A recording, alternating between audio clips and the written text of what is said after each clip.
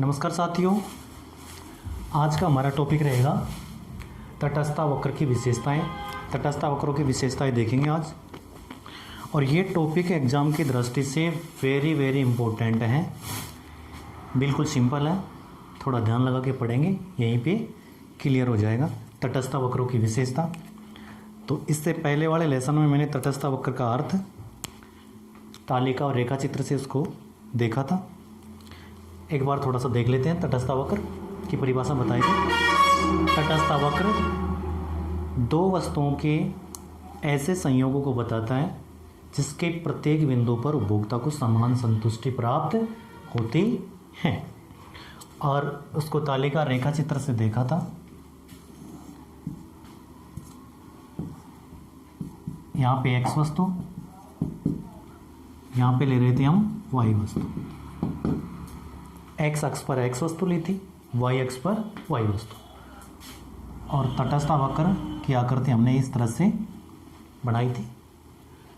जैसे यहाँ पे x1, ये x2, ये x3 को देखें हम। x की प्रत्येक अगली इकाई के लिए देखो y वस्तु की पहले से कम इकाइयों का त्याग किया जा रहा है। जैसे यहाँ पे y1 था, ये y2, ये y3। तो x की OX1 इकाई के लिए y वस्तु की कितनी इकाइयों का त्याग किया जा रहा था? y1 से y2 इतनी, है ना, इतनी इकाइयों का त्याग। फिर हमने x इतनी इकाइयाँ और बढ़ाई x की, तो y वस्तु की पहले से कम इकाइयों का त्याग किया। तो इस तरह से यहाँ पे जैसे मान लीजिए यहाँ है A बिंदु, ये B बिंदु और ये हो गया C। तो उपभोक्ता को A, B और C इन पर समान संतुष्टि प्राप्त होती है। उपभोक्ता तटस्थ वक्र दो वस्तुओं के ऐसे संयोगों को बताता है, ऐसे बिंदुओं को बताता है जिसके प्रत्येक बिंदु पर उपभोक्ता को समान संतुष्टि मिलती है। यानी A बिंदु, B बिंदु और C बिंदु पर उपभोक्ता को क्या मिलेगी? समान संतुष्टि प्राप्त होगी। और इसी वजह से उपभोक्ता इन सभी बिंदुओं के प्रति तटस्थ या उदासीन होता है। अर्थात उपभोक्ता इन सभी बिंदुओं को समान रूप से पसंद करता है, क्योंकि वो जितना ए को पसंद करता है उतना ही बी को करता है, उतना ही सी को करता है।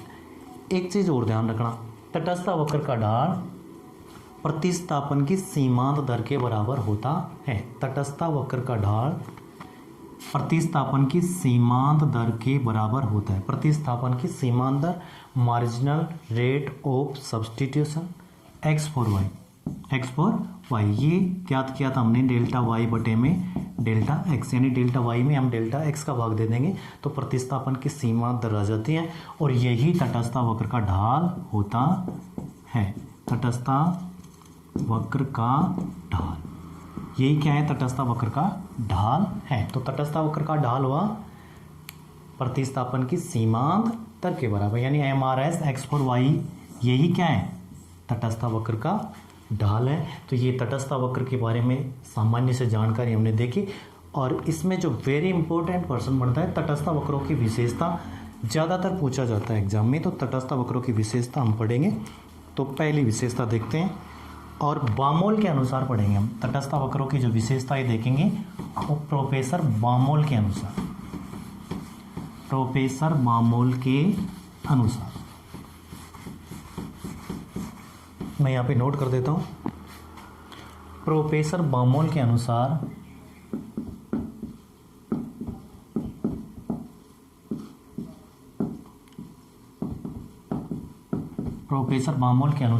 तटस्थ वक्रों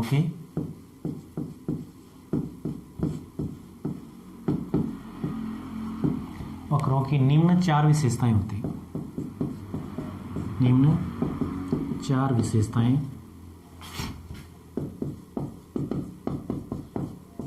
तटस्थ वक्रों की निम्न चार विशेषताएं होती हैं। तटस्थ वक्रों की चार विशेषताएं वेरी इंपॉर्टेंट हैं। कई बार तो दो विशेषता पूछ लेते हैं, कई बार तीन विशेषता। हम चार विशेषताओं का डिटेल से वर्णन कर लेते हैं। तो पहली विशेषता, प्रोफेसर बामोल के अनुसार तटस्थ वक्रों की विशेषताएं पढ़ रहे हैं, और ये बहुत ही महत्वपूर्ण है, बिल्कुल आसान है। तालिका और रेखा चित्र से हम समझेंगे इसको। तो नंबर 1 पे पहली विशेषता, नंबर 1 तटस्थ वक्र की पहली विशेषता है ऊंचे तथा दाहिनी ओर के तटस्थ वक्र अधिक संतुष्टि को व्यक्त करते हैं। ऊंचे तथा दाहिनी ओर के तटस्थ वक्र अधिक संतुष्टि को व्यक्त करते हैं। मैं थोड़ा सा मिटा देता हूँ क्योंकि इसी के नीचे हम डायग्राम बनाएंगे, इस वजह से मैं थोड़ा इसको मिटा देता हूँ। प्रोफेसर बामोल के अनुसार पढ़ रहे हैं हम, विशेषता ध्यान रखना। प्रोफेसर बामोल के अनुसार तटस्थ वक्रों की विशेषताएं देख रहे हैं, जिसमें पहली विशेषता ऊंचे तथा दाहिनी ओर, ऊंचे तथा दाहिनी ओर के तटस्थ वक्र अधिक संतुष्टि को व्यक्त करते हैं, व्यक्त करते हैं। पहली विशेषता है ऊंचे तथा दाहिनी ओर के तटस्थ वक्र अधिक संतुष्टि को व्यक्त करते हैं। ऊंचे और दाईं तरफ, यानी दाईं तरफ और ऊंचाई के ऊपर तटस्थ वक्र होगा वो उतनी ही अधिक संतुष्टि को बताएगा। जैसे इसको रेखा चित्र से समझ लेते हैं।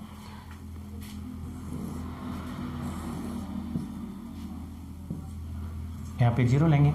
एक्स अक्ष पर हम एक्स वस्तु ले रहे हैं, एक्स वस्तु, क्योंकि तटस्थ वक्र दो वस्तुओं के विभिन्न संयोगों को बताता है, तो एक तरफ पर हम एक्स वस्तु लेंगे, दूसरी तरफ वाई वस्तु। यहाँ पे एक्स वस्तु, एक्स वस्तु ली है एक्स अक्ष पर, और यहाँ पे वाई वस्तु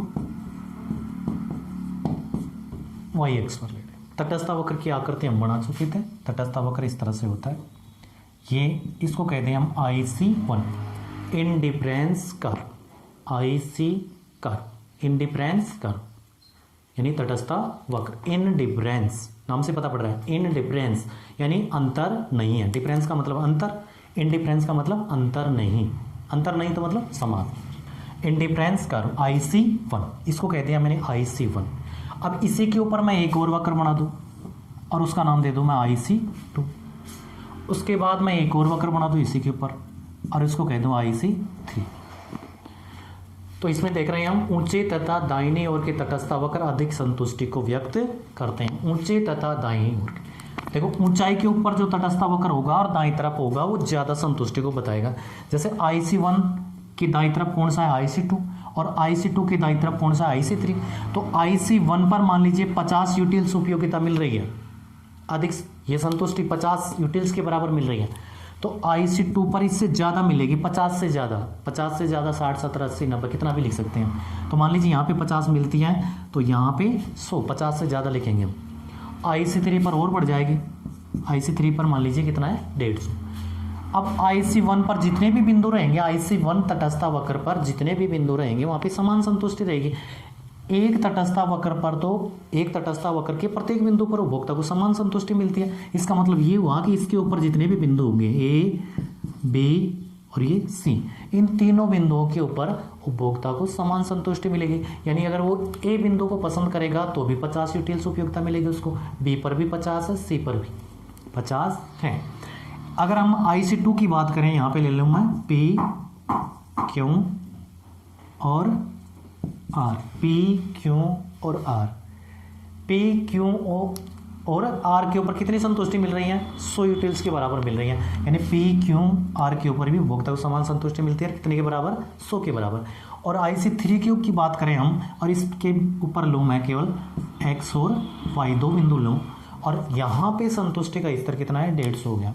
तो कहने का मतलब ये है कि IC1 पर कौन कौन से बिंदु हैं, A, B, C, यहाँ तो संतुष्टि मिल रही है 50 और P, Q, R पर संतुष्टि मिल रही है 100। क्यों? क्योंकि ये IC2 है, IC2 IC1 के दाईं तरफ है, दाईं तरफ या ऊंचाई पर है, ऊंचे लिखा हुआ है, ऊंचे तथा दाहिनी ओर के तटस्थ वक्र, ऊंचे तथा दाहिनी ओर के तटस्थ वक्र अधिक संतुष्टि को व्यक्त करते हैं, ज्यादा संतुष्टि को बताते हैं ना, ज्यादा उपयोगिता को बताते हैं। तो ऊंचाई के ऊपर तटस्थ वक्र होगा, ऊंचाई के ऊपर तटस्थ वक्र होगा, दाईं तरफ होगा, वो उतनी ही ज्यादा संतुष्टि को व्यक्त करेगा। ठीक है, तो इसका मतलब ये हुआ कि IC1 की तुलना में IC2 पर संतुष्टि का स्तर अधिक है। IC1 से ज्यादा किसके ऊपर है, IC2 पर ज्यादा संतुष्टि है किससे, IC1 से। क्यों? क्योंकि ये दाईं ओर स्थित है। उसी प्रकार IC3 पर ज़्यादा संतुष्टि होगी किससे? IC2 से। अब IC3 पर ज़्यादा संतुष्टि मिल रही है किसकी बजाय? IC2 की बजाय। क्यों? क्योंकि ये IC3 IC2 के दाईं तरफ स्थित है, ऊंचाई पर स्थित है। तो पहली विशेषता क्या है? ऊंचे तथा दाहिनी ओर के तटस्थ वक्र अधिक संतुष्टि को व्यक्त करते हैं।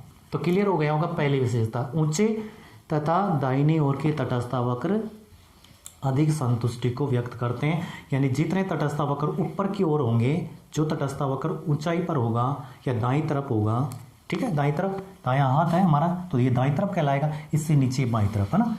यहाँ पे हम हैं तो ये दाएं हाथ की तरफ दायां और बाएं हाथ की तरफ बायां होगा, ठीक है। तो दाईं तरफ अगर तटस्थ वक्र है तो ज़्यादा संतुष्टि को बताएगा, और नीचे या बाईं तरफ है तो कम संतुष्टि को बताएगा, ठीक है। ये क्लियर हो गया। अब देखते हैं हम नंबर 2, दूसरी विशेषता देखते हैं।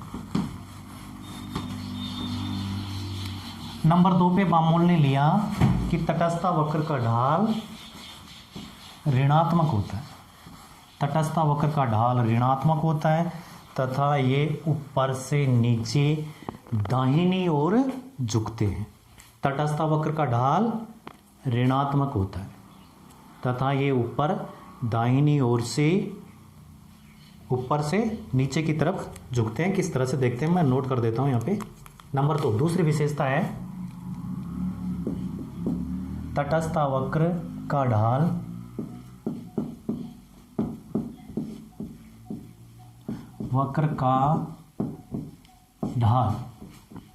ऋणात्मक होता है। ऋणात्मक होता है तथा ये ऊपर से नीचे दाहिनी ओर, ऊपर से नीचे दाहिनी ओर झुकते हैं। दूसरी विशेषता, तटस्थ वक्र की दूसरी विशेषता, तटस्थ वक्र का ढाल क्या होता है? ऋणात्मक होता है तथा ये ऊपर से नीचे दाहिनी ओर झुकते हैं। इसको भी रेखा चित्र से देख लेते हैं, रेखा चित्र से क्लियर हो जाएगा। तो रेखा चित्र बनाएंगे हम, ठीक है। ये हमारा रेखा चित्र रहेगा। एक्स अक्ष पर क्या लेंगे हम? एक्स वस्तु, एक्स अक्ष पर एक्स वस्तु, वाई अक्ष पर ले रहे हैं हम वाई वस्तु। एक्स अक्ष पर एक्स वस्तु, वाई अक्ष पर वाई वस्तु। तटस्थ वक्र इस तरह से होता है, आईसी कहते हैं इसको, इंडिफरेंस कर्व। यहाँ पे लिखा हुआ है तटस्थ वक्र का ढाल क्या होता है? ऋणात्मक होता है तथा ये ऊपर से नीचे दाहिनी ओर झुकते हैं। तटस्थ वक्र का ढाल ऋणात्मक होता है, ध्यान रखना, ऋणात्मक ढाल, ये ऋणात्मक ढाल को बताता है और ये धनात्मक ढाल को बताता है, ठीक है। ऋणात्मक ढाल है तो यहाँ पे हम x वस्तु लेना है और यहाँ पे y वस्तु। इसका मतलब ये है कि हम x वस्तु की इकाइयों में वृद्धि करेंगे तो y वस्तु की इकाइयों में त्याग करना पड़ेगा, यानी y वस्तु की कुछ इकाइयों को हमें छोड़ना पड़ेगा। x की मात्रा बढ़ाना चाहते हैं तो y वस्तु की मात्रा हमें कम करनी पड़ेगी। यानी अगर x वस्तु की मात्रा तुम बढ़ाओगे तो y वस्तु की मात्रा में क्या होगी? कमी होगी। तो ये कौन सा संबंध हुआ? विपरीत संबंध हुआ, यानी ऋणात्मक संबंध हुआ। तो तटस्थ वक्र का ढाल क्या होता है? ऋणात्मक होता है। तटस्थ वक्र का ढाल ऋणात्मक होता है तथा ये ऊपर से नीचे दाहिनी ओर झुकते हैं। तो तटस्थ वक्र का ढाल ऋणात्मक है ना। एक वस्तु की मात्रा बढ़ाएंगे, दूसरी की कम करनी पड़ेगी, यानी कम होगी, ठीक है। तथा ये ऊपर से नीचे दाहिनी ओर झुकते हैं। ऊपर से नीचे की तरफ आ रहे हैं, किधर बढ़ रहे हैं? दाईं तरफ। ऊपर से नीचे की तरफ बढ़ रहे हैं, किधर? दाहिनी और दाएं हाथ की तरफ ये बढ़ते हैं। तो इसको भी समझ लेते हैं हम। तटस्थ वक्र का ढाल क्या होता है? ऋणात्मक होता है और ये ऊपर से नीचे दाहिनी ओर झुकते हैं। यहाँ पे हम क्या करेंगे? यहाँ x वस्तु ली, यहाँ पे y वस्तु। एक काम करेंगे हम, यहाँ पे a और यहाँ पे लेंगे हम b बिंदु, दो बिंदु ले लेंगे और यहाँ से ये y अक्ष के समानांतर एक रेखा खींचेंगे, ठीक है, इस तरह से, और इसको मिलाएंगे हम b से, ठीक है, b बिंदु से।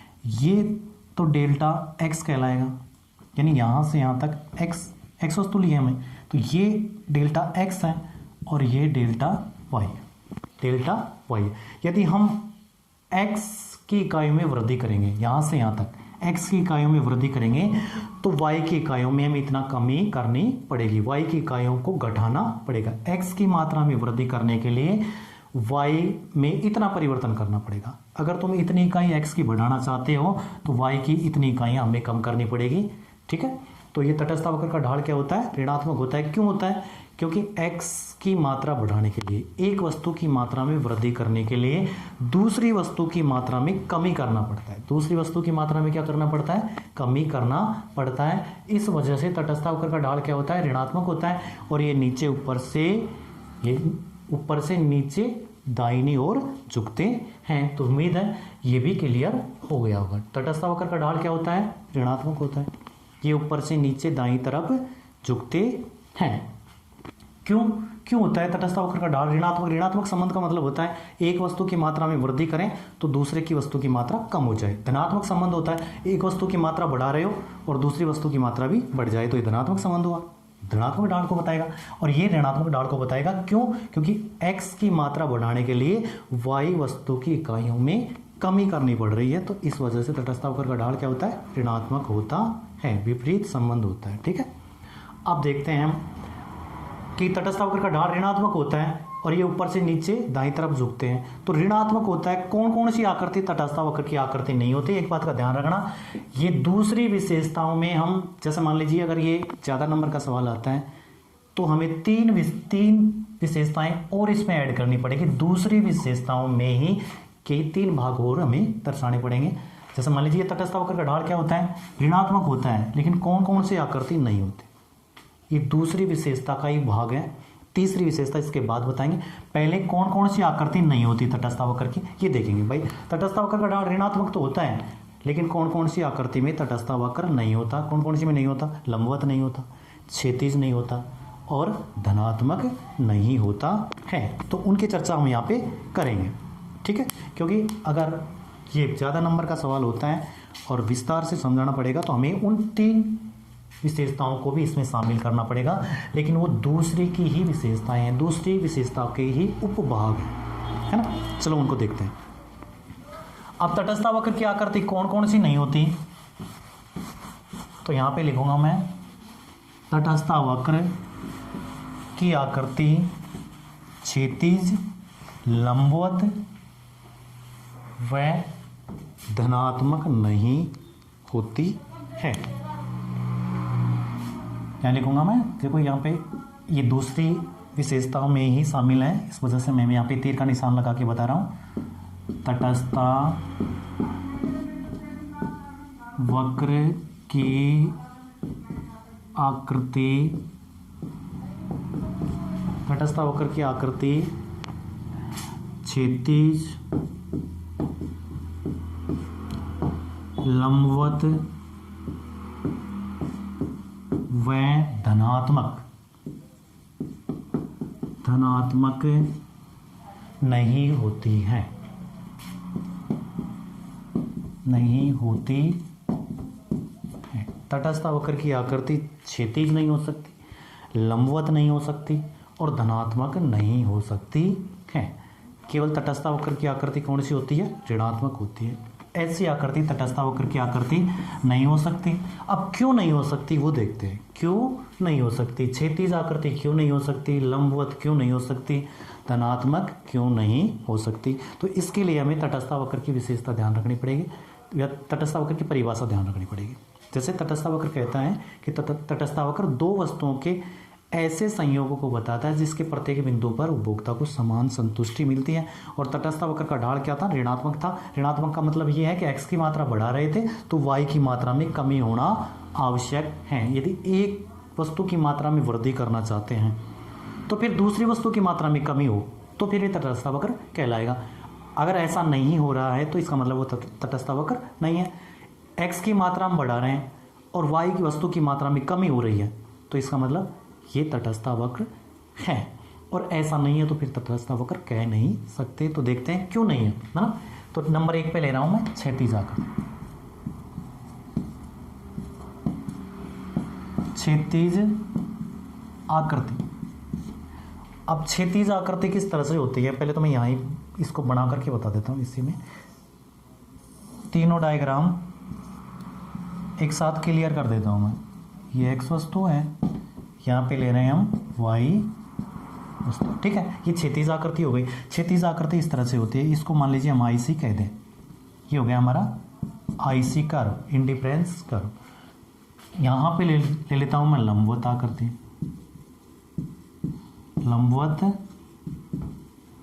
लंबवत आकृति, और लंबवत आकृति किस तरह से होती है ये भी मैं डायग्राम के द्वारा बता देता हूँ।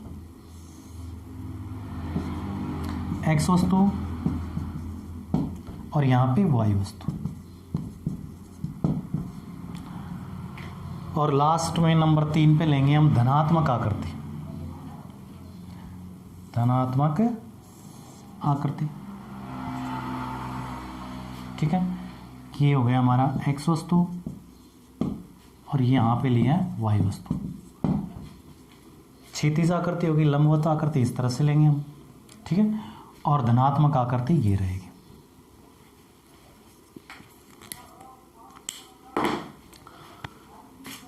क्षैतिज आकृति हो गई हमारी, ये क्षैतिज आकृति हो गई, ये लंबवत आकृति हो गई, और ये हो गई हमारी धनात्मक आकृति।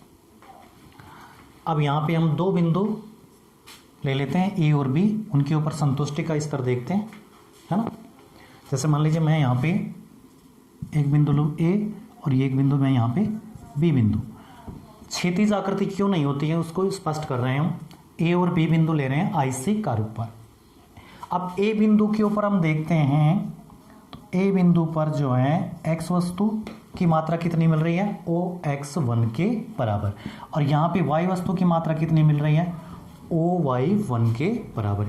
इतना ए बिंदु पर इतना तो x मिलता है और इतना y मिलता है। x वस्तु की मात्रा OX1 है, y वस्तु की मात्रा OY1 है। और b बिंदु की बात करते हैं हम, तो b बिंदु पर देखेंगे x वस्तु की मात्रा में वृद्धि हो गई। देखिए x वस्तु की मात्रा OX1 से बढ़कर के OX2 हो जाती है।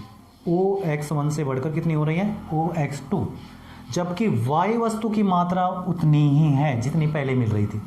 a बिंदु पर भी उतनी y वस्तु की उतनी ही मात्रा मिल रही थी, b बिंदु पर भी उतनी ही मात्रा मिल रही थी। और तटस्थ वक्र बताता है कि यदि x वस्तु की मात्रा में वृद्धि हो रही है तो फिर y वस्तु की मात्रा में कमी होना आवश्यक है। यदि ऐसा नहीं होता है तो इसका मतलब वो तटस्थ वक्र नहीं हो सकता। तो यहाँ पे हम देख रहे हैं कि x वस्तु की मात्रा बढ़ रही है लेकिन y वस्तु की मात्रा यथा स्थिर है।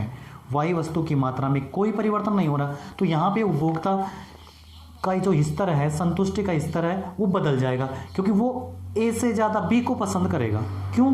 क्योंकि बी बिंदु पर उपभोक्ता को वाई तो उतनी ही मिल रही है, वाई वस्तु की मात्रा तो पहले जितनी मिल रही है, लेकिन एक्स की मात्रा में बढ़ोतरी हो रही है, एक्स की मात्रा बढ़ जाती है। ऐसी स्थिति में वो क्या करेगा भाई, ए की बजाय बी को पसंद करेगा। और तटस्थ वक्र के प्रत्येक बिंदु पर उपभोक्ता को समान संतुष्टि मिलनी चाहिए, और यहाँ पे समान संतुष्टि नहीं मिल रही है, इस वजह से ये तटस्थ वक्र की आकृति नहीं है। एक बार फिर से देख लीजिए, ए बिंदु पर एक्स की मात्रा इतनी मिल रही है, वाई वस्तु की मात्रा OY1 के बराबर मिलती है। जब बी बिंदु पर जाता है उपभोक्ता, तो यहाँ पे देखो ए से बी पर जाता है तो एक्स की मात्रा में वृद्धि होती है, OX1 से बढ़कर के OX2 होता है, लेकिन वाई वस्तु पहले जितना ही है, वाई वस्तु की मात्रा पहले जितनी ही प्राप्त हो रही है। अब इसका मतलब ये है कि जब ए से बी पर जाता है तो उपभोक्ता को एक्स वस्तु ज़्यादा मिलती है और वाई वस्तु उतनी ही मिल रही है जितनी पहले मिल रही थी। तो बताओ वो ए के बजाय किसको ज़्यादा पसंद करेगा, बी को। तो यहाँ पे संतुष्टि का, इसका मतलब ये हुआ कि ए और बी पर संतुष्टि का स्तर समान नहीं है, क्योंकि ए से अगर बी की तरफ जाते हैं हम तो एक्स वस्तु की मात्रा में वृद्धि होती है, तो इसके साथ वाई वस्तु की मात्रा में कमी होना जरूरी है। ऐसा नहीं है तो फिर उस संतुष्टि का स्तर कभी भी समान नहीं रहेगा। इस वजह से तटस्थ वक्र की आकृति ऐसी नहीं हो सकती। ठीक है, इसके बाद देखते हैं हम लंबवत आकृति। और लंबवत आकृति में भी हम दो बिंदु लेंगे, एक बिंदु ले लिया मैंने ए और दूसरा बिंदु ले लिया मैंने बी, है ना। ए बिंदु पर देखते हैं एक्स वस्तु की कितनी मात्रा मिलेगी भाई, OX1 के बराबर, और वाई वस्तु की कितनी मात्रा मिलेगी, मैं डैश डैश से बता दूं, OY1 के बराबर मिल रही है। एक्स ए बिंदु पर ए संयोग पर उपभोक्ता को एक्स वस्तु की तो OX1 मात्रा मिलती है और वाई वस्तु की मिलती है OY1 मात्रा। अब ए से बी पर जाता है तो एक वस्तु की मात्रा में बढ़ोतरी होनी चाहिए, साथ साथ दूसरी वस्तु की मात्रा में कमी होना जरूरी है। क्यों? अगर ऐसा नहीं होता है तो फिर उपभोक्ता का जो संतुष्टि का स्तर है वो बदल जाएगा। वो फिर ए की बजाय बी को ज़्यादा पसंद करेगा। अगर ज़्यादा संतुष्टि मिलती है तो एक की मात्रा बढ़ती है तो दूसरी वस्तु की मात्रा में कमी होता है, तो उपभोक्ता की संतुष्टि का स्तर समान माना जाता है। तो यहाँ पे बी बिंदु को देखते हैं हम। बी बिंदु पर देखो एक्स वस्तु की तो उतनी ही मात्रा मिल रही है जितनी पहले मिल रही थी, ए बिंदु पर मिल रही थी, लेकिन वाई वस्तु की मात्रा को देखो पहले से ज़्यादा मिल रही है। एक्स वस्तु की मात्रा ए पर भी उतनी ही मिल रही है, बी पर भी उतनी ही मिल रही है। पर बी बिंदु जब ए से उपभोक्ता बी बिंदु पर जाता है तो ऐसी स्थिति में ध्यान से देखो, एक्स वस्तु की मात्रा तो उसको इतनी मिल रही है, लेकिन पहले उसको वाई वस्तु इतना मिल रही थी ए पर, तो अब वाई वस्तु यहाँ से यहाँ तक मिल रही है, ज़्यादा मिल रही है, वाई वस्तु ज़्यादा मिल रही है, तो बताओ वो किसको ज़्यादा पसंद करेगा? बी को ज़्यादा पसंद करेगा। और इसका मतलब ये है कि ए की बजाय बी पर संतुष्टि का स्तर ज़्यादा है, और तटस्थ वक्र ये बताता है कि संतुष्टि का स्तर प्रत्येक बिंदु पर समान होता है। तो ये आकृति भी तटस्थ वक्र की नहीं हो सकती। अब देखते हैं हम धनात्मक आकृति। धनात्मक आकृति देखते हैं। धनात्मक आकृति ये ले लिया मैंने, ए बिंदु यहाँ ले रहे हैं, ए संयोग लिया और इस पर एक्स वस्तु की OX1 मात्रा प्राप्त की, और जब वाई वस्तु की मात्रा देखी तो यहाँ पे मिल रही है OY1। ए बिंदु पर देखते हैं हम, एक्स वस्तु की OX1 मात्रा मिल रही है, वाई वस्तु की OY1 मात्रा प्राप्त होती है। अब इसी के ऊपर इसी तटस्थ वक्र पर मैं कोई बिंदु ले लूँ, दूसरा बी बिंदु लेते हैं। अब बी बिंदु पर देखते हैं एक्स की कितनी मात्रा मिल रही है भाई? एक्स की मात्रा पहले से ज़्यादा मिल रही है, OX1 से बढ़कर कितनी हो गई? OX2 हो गई। अब वाई वस्तु की मात्रा देखते हैं, तो वाई वस्तु की मात्रा देखो, वाई वस्तु की मात्रा पहले मिल रही थी OY1 और अब मिल रही है OY2, यानी ज़्यादा मिल रही है। एक्स की मात्रा में वृद्धि हुई, एक्स वस्तु की मात्रा OX1 से बढ़कर के कितनी हो गई? एक्स वस्तु की मात्रा OX1 से बढ़कर के कितनी हो गई? OX2 बढ़ी है, एक्स वस्तु की मात्रा बढ़ी है, तो वाई वस्तु की मात्रा में कमी होना चाहिए। देखते हैं कमी होती है क्या। वाई वस्तु की मात्रा पहले थी OY1 और ये OY1 से बढ़कर के कितनी हो गई? OY2। तो बताइए उपभोक्ता ए को पसंद करेगा कि बी को? यहाँ पे उपभोक्ता बी को पसंद करेगा, क्योंकि बी बिंदु पर उपभोक्ता को एक्स और वाई दोनों वस्तुओं की मात्राएं अधिक प्राप्त हो रही हैं। तो इसका मतलब ये है कि यहाँ संतुष्टि का स्तर समान नहीं है, ए और बी पर संतुष्टि का स्तर समान नहीं है। और तटस्थ वक्र ये बताता है कि प्रत्येक बिंदु पर उपभोक्ता को समान संतुष्टि मिल रही है, यहाँ तो उपभोक्ता को समान संतुष्टि मिलती नहीं है। तो ऐसी स्थिति में ये तटस्थ वक्र की आकृति नहीं हो सकती, तो ये भी तटस्थ वक्र की आकृति नहीं हो सकती है। तो हमने देखा तटस्थ वक्र की आकृति क्षैतिज नहीं होगी, लंबवत नहीं होगी और धनात्मक भी नहीं होगी, केवल कौन सी होगी? ऋणात्मक। तो ये आपको क्लियर हो गया होगा।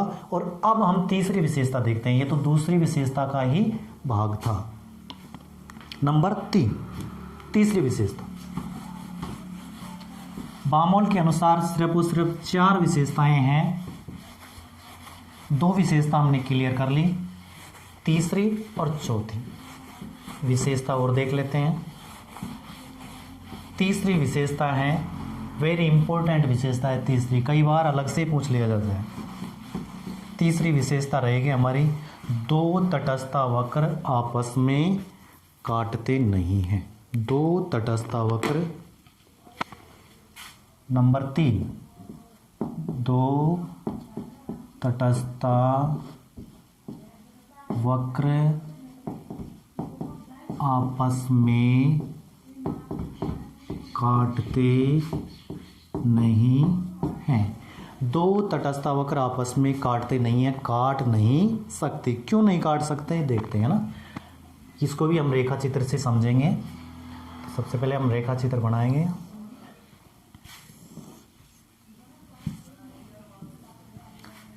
एक्स अक्ष पर ले रहे हैं हम एक्स वस्तु, ठीक है। वाई अक्ष पर लेंगे हम वाई वस्तु। 2 तटस्थ वक्र आपस में क्यों नहीं काटते हैं? इसको स्पष्ट करना है हम। तो यहाँ पे दो तटस्थावक्र बनाएंगे और उनको काटते हुए दिखाएंगे हम, दो तटस्थावक्रों को काटते हुए दिखाएंगे, फिर ये सिद्ध करेंगे कि क्यों नहीं काट सकते वो। ठीक है, तो सबसे पहले मैं एक तटस्थावक्र बना रहा हूँ, ये बना दिया मैंने IC1, एक तटस्थावक्र है। दूसरा तटस्थावक्र मैं बना रहा हूँ, इसको कह दिया मैंने IC2।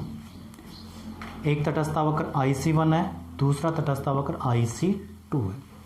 अब ये A बिंदु पर काट रहे हैं भाई, ये ध्यान रखना, A बिंदु पर दोनों काटते हैं। अब हमें A के अलावा दो बिंदु और लेना है, जैसे यहाँ पे मैं B बिंदु ले रहा हूँ, थोड़ा ध्यान रखना, यहाँ पे B बिंदु लिया तो B से जस्ट नीचे यानी B की सीध में हमें लेना है C बिंदु, यहाँ लेंगे हम C, और जब इसको डैश डैश करके मिलाएं तो ये C से होकर गुजरना चाहिए। ठीक है, अब A बिंदु की हम बात करते हैं, तो A बिंदु पर देखो ध्यान से, A बिंदु पर x वस्तु की कितनी मात्रा है, OX1 के बराबर, यहाँ x1 लिख दूं मैं। x वस्तु की मात्रा A बिंदु पर कितनी प्राप्त होती है, OX1 के बराबर, और y वस्तु कितनी प्राप्त हो रही है यहाँ पे, OY1 लिख देता हूँ यहाँ, OY1 के बराबर। ये x वस्तु की मात्रा है, ये y वस्तु की मात्रा है, कौन से बिंदु पर, A बिंदु पर। अब B बिंदु की बात करें तो B बिंदु पर देखो, B बिंदु पर x वस्तु की मात्रा बढ़ गई, OX1 से बढ़ करके OX2 हो गई, और y वस्तु की मात्रा यहाँ पे कम हो रही है, y वस्तु की मात्रा क्या हो रही है, कम हो रही है। ठीक है, अब C बिंदु की स्थिति देखते हैं, तो C बिंदु पर ध्यान से देखो, C बिंदु पर x वस्तु की मात्रा तो उतनी ही है, लेकिन y वस्तु की मात्रा घट गई, y वस्तु की मात्रा घट गई। तो ये तो हम रेखा चित्र बनाएंगे भाई, दो तटस्थावक्रों को काटते हुए दिखाएंगे। IC1 बनाया, फिर यहाँ पे IC2 को मैंने A बिंदु पर कटवा करके इस तरह से बना दिया IC2, फिर B के जस्ट नीचे हमने C बिंदु लिया, बस इतना सा ध्यान रखना है, इतना इस तरह से बनना चाहिए, ये दिखाई देना चाहिए। अब हमें ये सिद्ध करना है कि दो तटस्थावक्र आपस में क्यों नहीं काटते हैं, दो तटस्थावक्र आपस में काटते क्यों नहीं हैं। तो इससे पहले हम ये देख चुके हैं, तटस्थावक्र के प्रत्येक बिंदु पर उपभोक्ता को समान संतुष्टि प्राप्त होती है, यानी अगर x की मात्रा में वृद्धि होती है तो y की मात्रा कम होनी चाहिए, जब भी उपभोक्ता ये समझेगा कि मुझे समान संतुष्टि मिल रही है। कोई बात नहीं, मैंने x की मात्रा बढ़ाई तो y की मात्रा कम हो गई, तो मेरे को x ज़्यादा मिल रहा है, y कम मिल रहा है तो x ज़्यादा मिल रहा है। तो ऐसी स्थिति में उपभोक्ता ये मानेगा कि संतुष्टि का स्तर तो समान है। लेकिन मान लीजिए उसके सामने ऑप्शन ये हो, x वस्तु की मात्रा बढ़ रही है, साथ साथ यदि y वस्तु की मात्रा में कमी नहीं होती है, तो फिर वो क्या समझेगा, वो ये समझेगा कि मुझे x वस्तु तो पहले जितनी मिल रही है और y वस्तु की मात्रा बढ़ रही है, या फिर x की वस्तु की मात्रा बढ़ रही है और y पहले जितना मिल रही है, तो वो संतुष्टि का स्तर क्या मानेगा, वो अधिक मानेगा। ऐसी स्थिति में वो ये समझेगा कि मुझे तो संतुष्टि ज़्यादा मिल रही है। तो ऐसा फिर तटस्थावक्र क्या करती नहीं हो सकती, क्योंकि तटस्थावक्र तो ये कहता है कि उपभोक्ता को प्रत्येक बिंदु पर समान संतुष्टि मिले। तो देखते हैं, इसको सिद्ध करते हैं। देखो भाई ध्यान से देखना, A और B बिंदु, A और B बिंदु कौन से तटस्थावक्र पर स्थित हैं, IC1 पर। मैं लिख देता हूँ A व B कौन से तटस्थावक्र पर हैं, IC1 पर स्थित हैं। इसका मतलब ये हुआ, इसका मतलब ये है कि A के बराबर क्या होगी, संतुष्टि B पर होगी। A पर जितनी संतुष्टि होगी उतने ही B बिंदु पर होगी। क्यों? क्योंकि A और B तो कौन से तटस्थावक्र पर स्थित हैं, IC1 पर। और यदि तटस्थावक्र पर जितने भी बिंदु, एक तटस्थावक्र पर जितने भी बिंदु स्थित होंगे उनके ऊपर उपभोक्ता को समान संतुष्टि मिलेगी। तो यहाँ इसका मतलब ये हुआ कि ये IC1 पर कौन कौन से बिंदु हैं, A और B पर स्थित हैं। तो A और B बिंदु पर संतुष्टि का स्तर क्या होना चाहिए भाई, समान होना चाहिए, बराबर होना चाहिए। तो A के बराबर क्या है, B है, संतुष्टि A के बराबर B की है। ठीक है, अब इसी प्रकार हम देखते हैं A व C कौन से तटस्थावक्र पर है, IC2 पर है कि नहीं। A और C, ये A बिंदु है ना, यहाँ पे कट रहा है, तो ये दोनों के ऊपर माना जाएगा, IC1 पर भी माना जाएगा, IC2 पर भी। तो इस स्थिति में देख रहे हैं A व C बिंदु कौन से पर है, A व C IC2 पर है। तो इसका मतलब ये हुआ कि A के बराबर संतुष्टि किसकी है, C की है। IC1 के हिसाब से, IC1 तटस्थावक्र के हिसाब से तो ये हो रहा है कि A बराबर क्या है, B। ए के बराबर बी पर संतुष्टि है, और IC2 ये सिद्ध कर रहा है कि ए के बराबर संतुष्टि किसकी है, सी की है। भाई ए और सी IC2 पर स्थित है, तो ए पर जितनी संतुष्टि होगी उतनी सी पर होगी। तो यहाँ पे लिखा मैंने ए बराबर सी। अब इसके हिसाब से ये वही ए है ना, ए यहाँ तो बी के बराबर था और वही ए यहाँ पे किसके बराबर हो गया, सी के बराबर हो गया। कहने का मतलब जैसे मान लीजिए यहाँ ए को 50 उपयोगिता मिलती है ए पर, तो फिर इसका मतलब बी पर भी 50 मिलेगी, और यहाँ ए पर 50 मिल रही है तो यहाँ सी पर भी कितनी मिलेगी, 50 मिलेगी। तो इसका मतलब ये हुआ जब ए बराबर बी है और ए बराबर सी है, तो इसका मतलब ये हुआ अब कि फिर बी बराबर क्या होना चाहिए, सी होना चाहिए। बी बराबर क्या होना चाहिए, सी होना चाहिए इसके हिसाब से। तो भाई ए यहाँ 50 है तो यहाँ भी बी को भी 50 मिली, और ए को 50 तुमने माना तो फिर सी को भी 50 मिला। इसका मतलब बी पर भी 50 सी पर भी 50, तो ये दोनों भी बराबर हुई, बी और सी भी पर भी संतुष्टि का स्तर समान हुआ। तो इसका अर्थ ये हुआ कि बी और सी बिंदु पर उपभोक्ता को समान संतुष्टि मिलती है, बी और सी बिंदु पर उपभोक्ता को समान संतुष्टि मिलती है। लेकिन ऐसा नहीं हो सकता, बी और सी पर कभी भी उपभोक्ता को समान संतुष्टि नहीं मिलेगी, क्योंकि बी और सी अलग अलग तटस्थ वक्रों पर स्थित है। बी कौन से के ऊपर है, IC1 पर, और सी कौन से के ऊपर है, IC2 पर। अलग अलग तटस्थ वक्र अलग अलग संतुष्टि को व्यक्त करते हैं। इससे पहले हमने पहली विशेषता में देखा था कि ऊंचे तथा दाहिनी ओर के तटस्थ वक्र अधिक संतुष्टि को व्यक्त करेंगे, दाईं तरफ होंगे या बाईं तरफ होंगे वो अलग संतुष्टि को बताएंगे। यानी अलग अलग तटस्थ वक्र अलग अलग संतुष्टि को बताते हैं कि ये IC1 अलग है, IC2 है, तो इनके ऊपर संतुष्टि अलग अलग होगी। तो कभी भी बी और सी के ऊपर संतुष्टि का स्तर समान नहीं हो सकता, बी और सी बिंदु पर समान संतुष्टि नहीं मिल सकती, और इसी वजह से दो तटस्थ वक्र कभी भी आपस में काट नहीं सकते, क्योंकि अगर काटते हैं तो बी और सी पर भी संतुष्टि बराबर हो जाती है, और ऐसा कभी नहीं हो सकता क्योंकि अलग अलग तटस्थ वक्र अलग अलग संतुष्टि को व्यक्त करते हैं। उम्मीद है कि तीसरी विशेषता भी तुम्हें समझ में आई होगी। अब हम देखते हैं लास्ट इसकी चौथी विशेषता। ठीक है, चौथी विशेषता है दो तटस्थ वक्र आपस में काट नहीं सकते, हमने पढ़ लिया तीसरी विशेषता में। सबसे पहली विशेषता पढ़ी, ऊंचे तथा दाहिनी ओर के तटस्थ वक्र अधिक संतुष्टि को व्यक्त करते हैं, पहली विशेषता थी। दूसरी विशेषता, तटस्थ वक्र का ढाल ऋणात्मक होता है। तटस्थ वक्र का ढाल क्या होता है, ऋणात्मक। कौन कौन सा नहीं होता, क्षैतिज नहीं होता, लंबवत नहीं होता, धनात्मक नहीं होता, ये पढ़ लिया। तीसरे नंबर पे हमने देखा तटस्थ वक्र यानी दो तटस्थ वक्र आपस में काटते नहीं हैं, क्यों नहीं काटते हमने देख लिया। और अब लास्ट विशेषता इसकी जो है चौथी विशेषता वो है तटस्थ वक्र मूल बिंदु की ओर उन्तोदर होता है। तटस्थ वक्र नंबर 4, तटस्थ वक्र मूल बिंदु की ओर और उन्तोदर होता है। तटस्थ वक्र मूल बिंदु की ओर उन्तोदर होता है। इसको भी हम रेखा चित्र से देखेंगे, लेकिन पहले तो ये उन्तोदर और नतोदर क्या होता है इसको बता देता हूँ, है ना। नतोदर क्या होता है और उन्तोदर क्या होता है। तो देखो, एक आकृति तो हमारे सामने ये है, दूसरी आकृति हमने यहाँ ले ली। ठीक है, एक आकृति हम इस तरह से बनाई है और एक आकृति हम इस तरह से बनाई है। ठीक है, इस तरह से। तो ये उन्तोदर आकृति मानी जाएगी, मूल बिंदु की ओर झुकी हुई है। उन्तोदर मूल बिंदु की ओर झुकी हुई है, किधर किधर झुकी हुई है, मूल बिंदु की ओर झुकी हुई है, तो ये उन्तोदर है। और मूल बिंदु से उठी हुई हो, मूल बिंदु से अलग हो, यानी मूल बिंदु से उठी हुई हो, तो ये होती है नतोदर। ये नतोदर आकृति है, ध्यान रखना। उन्तोदर आकृति है, मूल बिंदु की ओर झुकी हुई है तो नतोदर है, मूल बिंदु से उठी हुई है, मूल बिंदु से उठी हुई है तो नतोदर, और मूल बिंदु की ओर झुकी हुई है तो उन्तोदर। तो तटस्थ वक्र की जो आकृति होती है वो उन्तोदर होती है। तटस्थ वक्र की आकृति उन्तोदर होती है, ध्यान रखना। इस तरह से होती है, ये उन्तोदर है, और यदि ऐसा होता तो ये नतोदर है।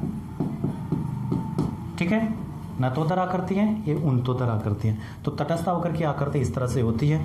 अब क्यों होती है ये देखेंगे। तटस्थ अवकर की आकृति वही उन्तोदर क्यों होती है।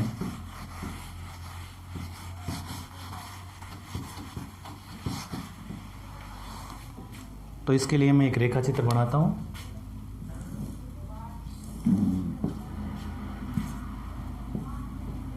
यहां पे x वस्तु और y अक्ष पर लेंगे हम y वस्तु। ठीक है, तटस्थ वक्र बनाएंगे IC कर्व, ये तटस्थ वक्र हो गया। और यहां पे हम बराबर का गैप लेंगे, जैसे x1 कहेंगे, जितना गैप यहाँ पे लिया उतना यहाँ पे लूँगा, ये x2 हो गया और ये हो गया हमारा x3। अब x1 को मैं सबसे पहले डैश डैश करके मिलाऊंगा, तो ये जहाँ मिलेगा उसको मैं A बिंदु कहूँगा। फिर x2 को मिलाएंगे और ये जहाँ मिलेगा उसको हम कहेंगे B बिंदु। फिर x3 से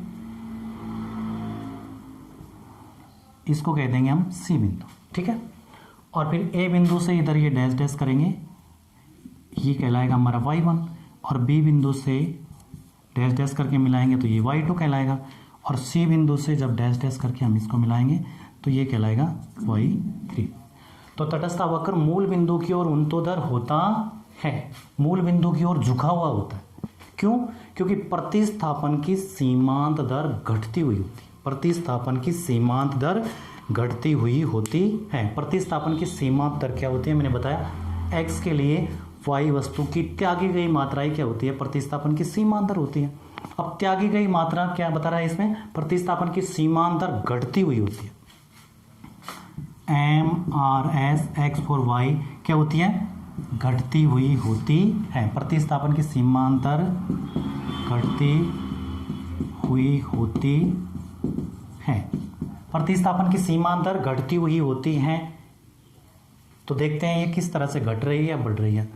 जैसे प्रतिस्थापन की सीमांत दर हमने देखा कि x वस्तु के लिए y वस्तु की त्यागी गई मात्रा ही प्रतिस्थापन की सीमांत दर कहलाती है। इसका मतलब ये है कि हम x वस्तु की मात्रा में वृद्धि करना चाहते हैं तो y वस्तु की मात्रा में हमें कमी करनी पड़ेगी। x वस्तु की मात्रा बढ़ाने के लिए y वस्तु की मात्रा में कमी होती है या कमी करना पड़ता है, और ये प्रतिस्थापन की सीमांत दर कहलाती है। अब यहाँ पे मैंने शब्द लिया है प्रतिस्थापन की सीमांत दर घटती हुई होती है।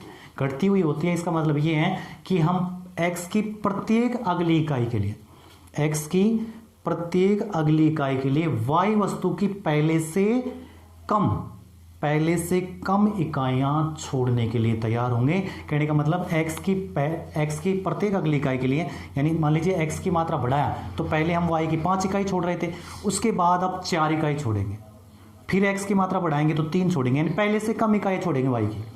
यानी उपभोक्ता ये चाहता है कि मुझे x ज़्यादा मिले, x की मात्रा ज़्यादा लूँगा मैं, लेकिन y वस्तु की मैं जो मात्रा उसको दूंगा, y वस्तु की मात्रा मैं जो छोड़ूंगा वो पहले से कम छोड़ने के लिए तैयार हूँगा, पहले से कम छोड़ूंगा मैं। यानी पहले अगर मैं 5 इकाई छोड़ रहा था x की 1 इकाई के लिए, तो मैं अब x की अगली 1 इकाई के लिए 4 इकाई छोड़ूंगा, उससे अगली इकाई के लिए मैं 3 इकाई छोड़ूंगा। तो प्रतिस्थापन की सीमांत दर क्या होती है, घटती हुई होती है। और इसको हम रेखा चित्र से स्पष्ट कर रहे हैं। देखो किस तरह से, देखो x की मात्रा, यहाँ पे मैंने बराबर का गैप लिया था OX1, यानी यहाँ बता देता हूँ मैं, OX1 बराबर किसके हैं, बराबर किसके हैं, ये OX1 है ना, वो x1 x2 के बराबर, यानी ये गैप और ये गैप बराबर है और ये भी बराबर है, ये अंतराल बराबर है, ये अंतराल, ये अंतराल, ये अंतराल, यानी x की मात्रा हम बराबर बढ़ा रहे हैं, यानी एक एक इकाई बढ़ा रहे हैं या 2 इकाई बढ़ा रहे हैं। x की अगली इकाई हम बराबर की मात्रा से बढ़ा रहे हैं, बराबर का गैप ले रहे हैं यहाँ पे। ये कहने का मतलब ये हुआ, कहने का मतलब हुआ कि हम शुरू में x की मात्रा इतनी ले रहे थे, अब इतनी ही मात्रा हमने बढ़ा दी, फिर भी इतनी ही मात्रा बढ़ाई, है ना। जैसे यहाँ पे 1 इकाई, यहाँ 2 इकाई, यहाँ पे 3, बराबर की इकाइयाँ बढ़ा रहे हैं हम x की। तो y वस्तु को ध्यान से देखो, a बिंदु पर जब ए बिंदु क्या बता रहा था, ए बिंदु पर x वस्तु की कितनी मात्रा मिल रही थी, OX1 के बराबर। ए बिंदु पर x वस्तु की OX1 मात्रा, y वस्तु कितना मिल रहा था, OY1। ए बिंदु पर x वस्तु की तो मात्रा मिल रही थी OX1 और y वस्तु की मात्रा मिल रही थी OY1। अब a से b पर गया, b बिंदु पर गया तो देखो x वस्तु की मात्रा तो बढ़ रही है, कितनी हो गई, OX2, यानी इसमें वृद्धि हुई, लेकिन y वस्तु की मात्रा OY2 ये कमी हो गई, y वस्तु की मात्रा में कमी हो गई। और जो कमी है वो घटते हुए क्रम में कर रहा है। कैसे, ये मात्रा बढ़ाया तो उपभोक्ता को इतनी मात्रा मिल रही है। अब देखो यहां से यहां तक अगर उपभोक्ता इतनी मात्रा x की बढ़ाता है, यानी x की इतनी इकाई के लिए उसको y की इतनी इकाइयाँ त्याग करनी पड़ रही हैं, फिर उसको इतनी इकाई के लिए इतनी इकाइयाँ छोड़नी पड़ रही हैं। तो इसका मतलब ये हुआ x की प्रत्येक अगली इकाई के लिए y वस्तु की पहले से घटते हुए क्रम में इकाइयाँ छोड़ रहा है। कैसे छोड़ रहा है, देखो x की मात्रा तो हम बराबर के गैप से बढ़ा रहे हैं, बराबर का अंतराल है यहाँ से यहाँ तक, यहाँ से यहाँ तक, लेकिन y वस्तु की पहले जो मात्रा छोड़ी थी वो इतनी छोड़ी थी। पहले नंबर पे हमने y वस्तु इतना छोड़ा, अब दूसरे नंबर पे देखो इतनी मात्रा छोड़ रहे हैं, हम इतनी मात्रा छोड़ रहे हैं। पहले इतनी मात्रा छोड़ रहे थे, अब इतनी मात्रा छोड़ रहे थे। x की मात्रा हमने बराबर का गैप से बढ़ा रहे हैं, x की मात्रा तो बराबर बढ़ा रहे हैं, लेकिन y वस्तु की जो मात्रा हम छोड़ रहे हैं वो पहले की तुलना में कम छोड़ रहे हैं। पहले हमने इतनी मात्रा छोड़ी थी, अब इतनी छोड़ रहे हैं। ठीक है, तो ये कहने का मतलब ये है कि प्रतिस्थापन की सीमांत दर घटती हुई होती है, अर्थात x की प्रत्येक अगली इकाई के लिए y वस्तु की पहले से कम इकाइयों का त्याग होता है, पहले से कम इकाइयों का त्याग किया जाता है। x की प्रत्येक अगली इकाई के लिए y वस्तु की पहले से कम इकाइयां त्यागी जाती हैं, अर्थात प्रतिस्थापन की सीमांत दर घटती हुई होती है। इसी वजह से तटस्थावकर मूल बिंदु की ओर उन्नतोदर होता है। तो तटस्थावकर मूल बिंदु की ओर उन्नतोदर क्यों होता है, क्योंकि प्रतिस्थापन की सीमांत दर घटती हुई होती है। पहले x की अगली इकाई के लिए 5 इकाई छोड़ रहा था, y वस्तु की कितनी इकाई छोड़ रहा था, 5। उसके बाद x की अगली इकाई के लिए उसने 4 इकाई छोड़ी, फिर 3 इकाई छोड़ी, फिर 2 इकाई छोड़ी, यानी प्रतिस्थापन की सीमांत दर घटती हुई थी। इससे पहले हमने पहले वाले टॉपिक में ये देखा था, प्रतिस्थापन की सीमांत दर घटती हुई थी। पहले 5 इकाई छोड़ रहा था, फिर 4, फिर 3, फिर 2, इस तरह से x की प्रत्येक अगली इकाई के लिए। तो ये भी क्लियर हो गया होगा कि तटस्थावकर मूल बिंदु की ओर उन्नतोदर क्यों होता है, क्योंकि प्रतिस्थापन की सीमांत दर घटती होती है। प्रतिस्थापन की सीमांत दर घटती हुई होती है, इसका क्या अर्थ है, क्योंकि x की प्रत्येक अगली इकाई के लिए y वस्तु की पहले की तुलना में कम इकाइयों का त्याग किया जाता है। तो ये तटस्थ वक्रों की 4 विशेषता हो गई प्रोफेसर बामोल के अनुसार। उम्मीद है दोस्तों समझ में आया होगा। देखते हैं अगला टॉपिक हम लेते हैं बाद में। बहुत बहुत धन्यवाद, थैंक यू।